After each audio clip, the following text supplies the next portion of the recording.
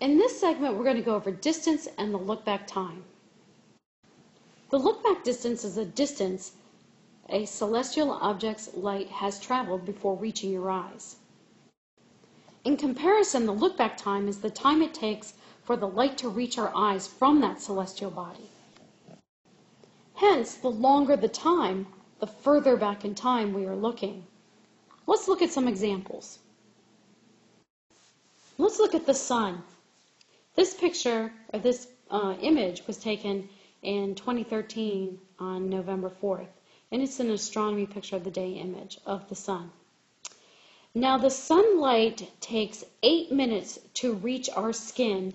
If we stand outside and we feel that warm sunshine, it takes 8 minutes for that sunlight to reach us. Therefore, the time that the light traveled from the sun is 8 minutes. And the distance that that light traveled is 8 light minutes. Let's say an event were to happen on the sun, such as a massive solar flare. Then it would take the light from that solar flare 8 minutes to reach us. And let's say it occurred right this second.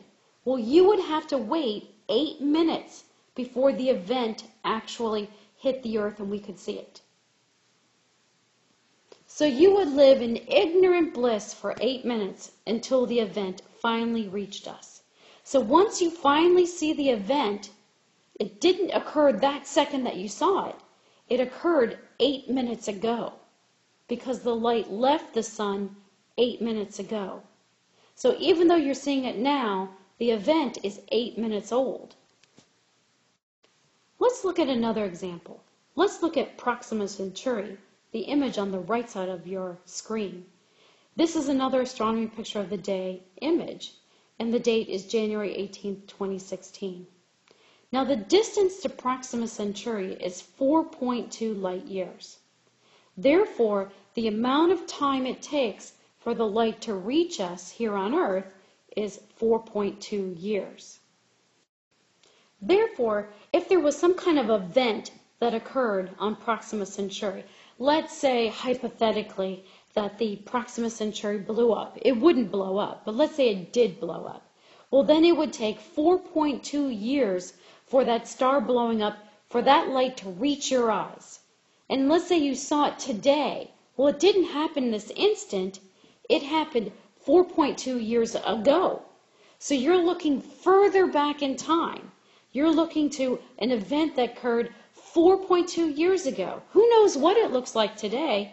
If you want to see what it looks like today, you have to wait another 4.2 years. So the further back in distance you are looking, the further back in time you are looking. Let's look at another example. Let's look at Polaris, our pole star. Polaris, in this image on your left from Astronomy Picture of the Day, June 2nd, 2015, is in the bottom right of the diagram.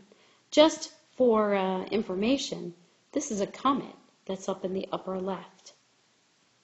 Now, Polaris, the one I circled in blue, is at a distance of 434 light years.